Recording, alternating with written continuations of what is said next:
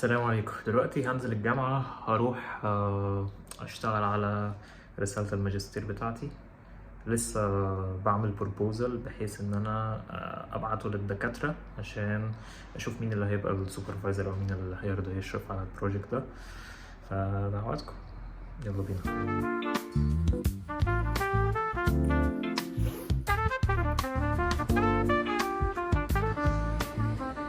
من زمان أنا ما روحتش الكلية، هتبقى فرصة كويسة نقابل بعض أصدقاء زمان.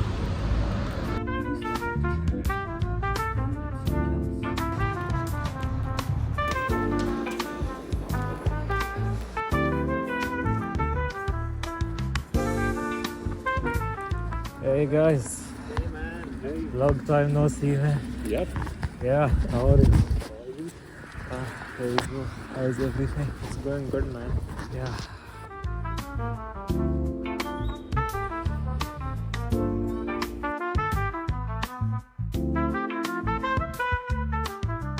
Let me document this moment too.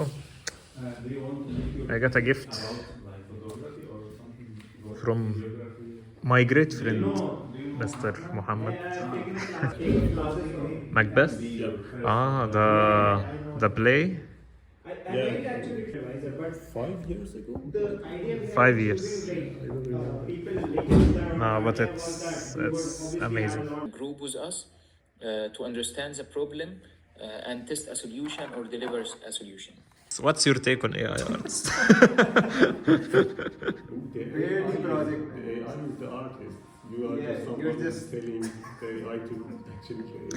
You know that actually there was a guy who was a very popular AI artist, and he was selling like the artwork like for $1,000 the piece, and he even created a gallery. He's Egyptian, but I will not mention the name. So yeah, I will mention the name after the video.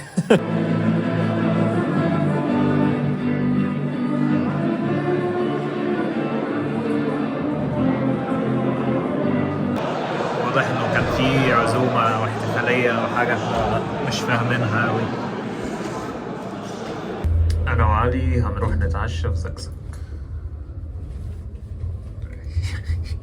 بحاول ابين لك احنا الاتنين بس مش لاقي. ريحة الترام حشيش.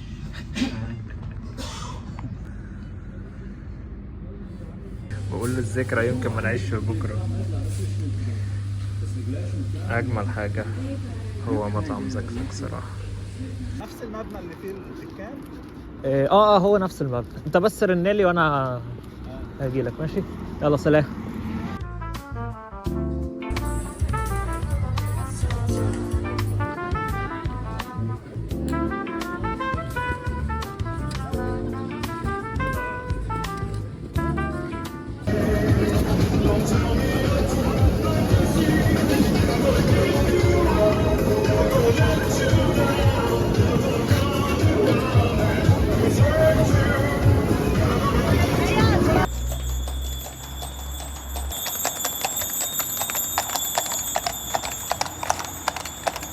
يا مساء الأنوار. لا اليوم الحمد لله كان productive جدا، أنا راضي عنه تماما. الشغل كان تمام، المذاكرة كانت تمام، والأكل كان زي الفل. فالحمد لله على النعم الكتيرة اللي الواحد بيتقلب فيها دي. اللهم لك الحمد. حصل معايا موقف بايخ جدا، وهو اني انا بصور دايما بالكاميرا الخلفيه بتاعه الموبايل عشان الكواليتي تبقى اعلى بطبيعه الحال. اللي حصل ان انا كل ده انا بصور وعمال اتكلم والكاميرا الاماميه هي اللي شغاله. فجاي خلصت كل كلامي، وبعدين ببص على الفوتج الاقي الحيطه هي اللي باينه وانا مش باين خالص وسط الكلام. ف يعني استفزيت واتضايقت وقمت صليت، هديت شوية، بعد كده ايه رجعت اكمل كلامي. بس معاناة تصوير بالموبايل. المهم ان انا لقيت كوبون من الحلاق في المطعم، وده خبر سعيد جدا لان الحلاقة هنا غالية. فهروح احلق بكرة ان شاء الله. عايز أركز على نقطة صراحة مهمة، وهي إنه بالرغم من صعوبة الظروف وعدم وجود العدل في العالم اللي احنا عايشين فيه، وإن احنا لازم نعاني أكتر شوية من غيرنا، ده ما يخليناش إننا نقع في فخ إننا نلعب دور الضحية، أو إننا فقط نلوم الظروف اللي حوالينا ونقول كل حاجة ضدنا ونستسلم للشعور ده، عشان ده مش بيفيد بأي حاجة وما بيؤديش غير للفشل، وهو حجة البليد صراحة. إنما الشخص اللي عايز بجد يغير من حياته، عايز يجتهد، عايز يعمل حاجة، يستعن بالله ويحاول يعمل اللي يقدر عليه أو المتاح بالنسبة له. وأهم مهارة هفضل أقولها على طول في العصر الحالي هي الادابتابيليتي والفلكسبيليتي والريزيلينس، قدرتك على التكيف مع الظروف اللي تتحط فيها مهما كانت.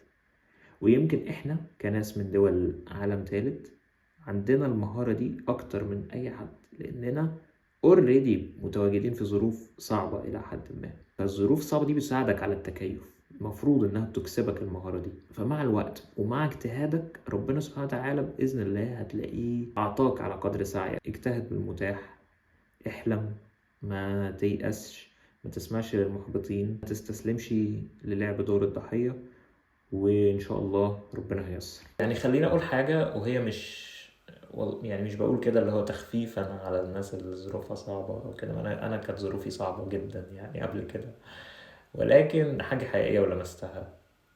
شعور الإنجاز لما تحصل على الحاجة بعد شوية صعوبة واجتهاد في إنك تلاقيها، في كده لذة جميلة جدا، غير لما كل حاجة تبقى متوفرة ليك بسهولة. معرفش هل في سند علمي للموضوع ده، إنه ممكن ربما يكون في أبحاث، ممكن أحاول أقرأ في الموضوع ده أكتر. الواحد كمان لما بيوصل للحاجة اللي هو عايزها بعد ما يكون تعب عشانها، فبيقدر قيمتها قوي.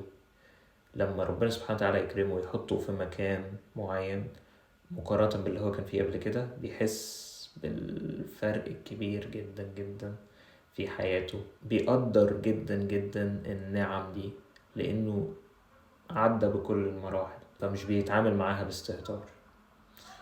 بس يعني أتمنى ما كنتش أزعجتكم في هذا الفيديو، في إيه؟ بس هذا هو يعني الكلمتين اللي حبيت أقولهم.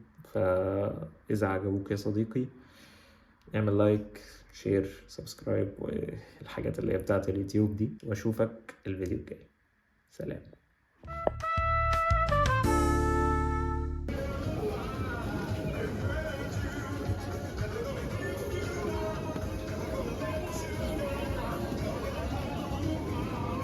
You got that on camera.